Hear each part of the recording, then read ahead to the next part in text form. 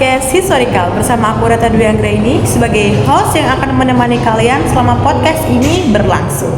Nah, podcast kali ini akan membahas tentang sejarah-sejarah dunia nih guys, termasuk sejarah monarki Inggris.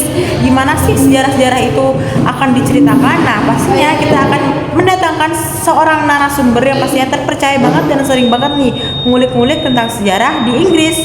Nah, sekarang di sini ada Kakak Siti Musrifa yang akan menjelaskan kepada kalian tentang bagaimana sih kisah perjalanan monarki keluarga kerajaan Inggris.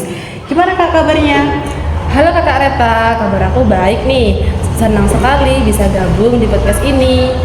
Senang banget nih Kak Musrifa bisa hadir di podcast kita kali ini. Nah, sekarang kita langsung aja ya ke topiknya. Ratu Elizabeth II kan termasuk ratu yang paling lama nih memerintah negara Inggris. Nah, kira-kira berapa lama sih beliau ini berkuasa di kerajaan Inggris? Beliau memerintah selama 70 tahun, mulai dari 1952 hingga 2022. Ini termasuk rekor terlama di sejarah Inggris loh. Nah, dalam waktu 70 tahun itu kan lama banget nih pastinya. Dalam kurun waktu sepanjang itu, kira-kira Inggris tuh mengalami perubahan besar apa aja sih?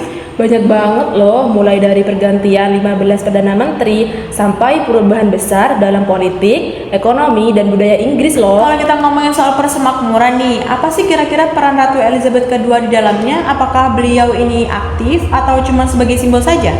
Beliau memegang peran simbolis, tapi aktif dalam kunjungan kenegaraan untuk mempertahankan rasa kesatuan. Menarik ya. Nah, kalau misalnya kita bicara tentang gaya kepemimpinan nih, kenapa sih Ratu Elizabeth II itu sangat dihormati sekali oleh rakyat Inggris juga begitu rakyat dunia? Karena beliau berdedikasi tinggi dan sangat disiplin dalam menjalankan tugas.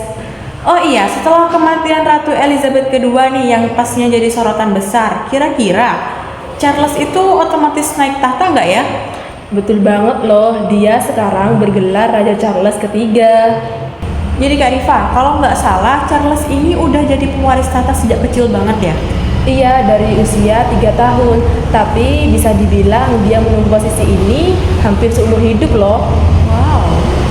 Sekarang nih, kalau misalnya kita bicarain apa sih perbedaan gaya kepemimpinan Ratu Elizabeth II sama Raja Charles III, kira-kira apa yang paling menonjol antara gaya kepemimpinan mereka?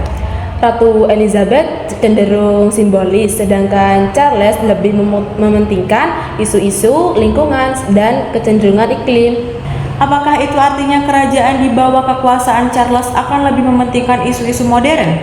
Kemungkinan besar begitu, tapi ada tantangan karena tradisi monarki di kerajaan Inggris. Kak Rifa, sebelum kita tutup nih, menurut kakak apa sih tantangan terbesar yang nanti akan dihadapi Raja Charles III? Untuk menjaga relevansi monarki di zaman modern dan bisa membuktikan dan ia memimpin dengan bijak. Oke, luar biasa banget nih hari ini karena kita menjadi lebih tahu bagaimana sih keluarga kerajaan Inggris itu, dan terima kasih kepada Kak Rifa karena sudah berbagi wawasan kepada kita tentang berbagai macam politik di keluarga kerajaan Inggris, tentang bagaimana keturunan keluarga Inggris dan yang lainnya, sehingga kita bisa menambah wawasan lebih dalam lagi. Nah, buat kalian semua terima kasih banyak karena sudah menonton. Jangan lupa klik tombol subscribe buat lebih tahu video-video tentang selanjutnya. Bye bye.